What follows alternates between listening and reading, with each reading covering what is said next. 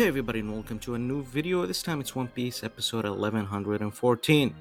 Directed and storyboarded by Hazuki Omoya with Katsumi Ishizuka's bombastic action storyboard. Kazuya Hisada is the animation director and of course Hone supervised the main action. After the phenomenal episode 1112 with Shanks and Kid, the main thing most of us were looking for is Galaxy Impact. Especially knowing Ishizuka is going to be involved based on his illustrations, a moment like this is perfect for someone like Ishizuka who nails scale and impact best.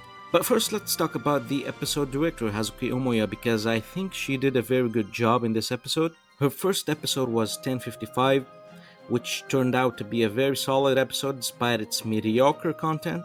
In this episode, there were some cool ideas by her, mainly on the exposition stuff that had smooth transitions and use of colors.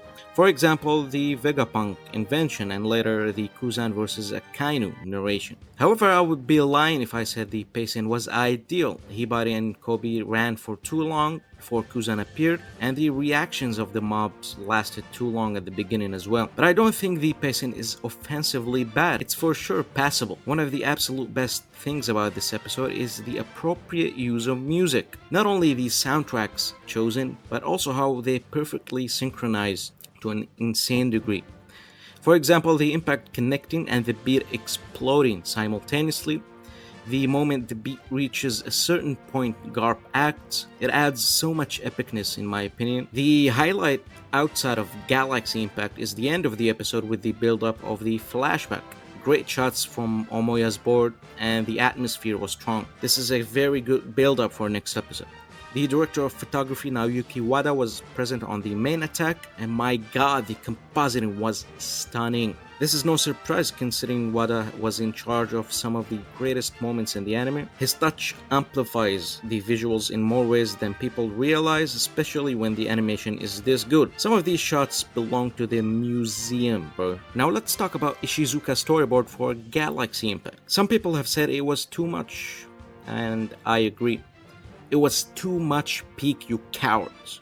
Moments like these are born for Ishizuka, the insanity of the scale, the earth-shattering impact, the rawness in every idea this man comes up with. It's something that makes me grateful that he shifted his focus towards storyboarding. My favorite thing was making some kind of portal from the galaxy behind Garp's punch. He took the name of the attack in a literal sense. But such results wouldn't be possible without having great animators like the ones executing it here. Anikari is a very young animator who is quickly making a big name for himself in the industry. He started things off here until Hone part started. Even before the impact, we get one of the most badass walks in anime history. The sauce, the aura, the rawness already broke the hype meter, bro. Few seconds in. And the music is popping off. Hone animated Garp's epic walk with incredible effects work and impact frames. Hone is a wild card who always experiments and improves. These impact frames are very similar to what Vincent Chansard usually does. This is something we've already seen from Hone on episode 1074. We cut back to Anikari again and he animates Garp in the sky and some cool character acting for Kobe. Tomoyuki Takahashi makes a brief return after a long time. He animated the initial power-up for Ifrit Jambe, and he is known for great effects work. He animates Ishizuka's classic background rotation with the usual star you often see in his storyboards. Then we have Chris, one of the animators who worked alongside Ishizuka the most so far. It's no surprise that Ishizuka has so much trust in him. It's almost like he found his successor. Chris's best work was with Ishizuka on Zoro vs. King Finale, and he continues to translate Ishizuka's ideas perfectly. He did the biggest amount of cuts here on the sequence, the punch itself, the first impact, Kobe flying back, Garp landing like a god, a lot of inspiration from the likes of Toshiyuki Sato.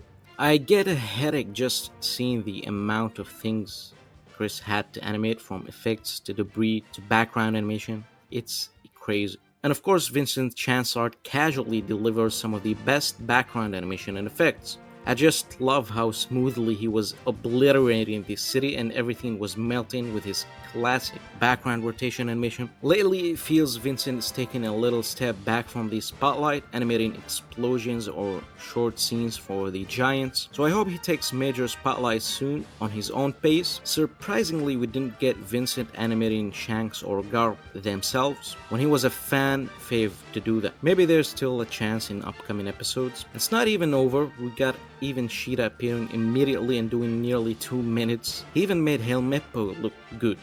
His art this time is stronger than episode 1109. There was also a cool scene by road sign of Garp launching the ship. His volume control has made people think the scene is CGI, but it's not, only the ship itself was. Overall, I'm very satisfied with this episode. I still think episode 1112 was better overall, but with next week after this, it seems next episode has massive potential as well. It has become unfathomable how high the quality with the One Piece anime is. Thanks for watching, like and subscribe. See you next time.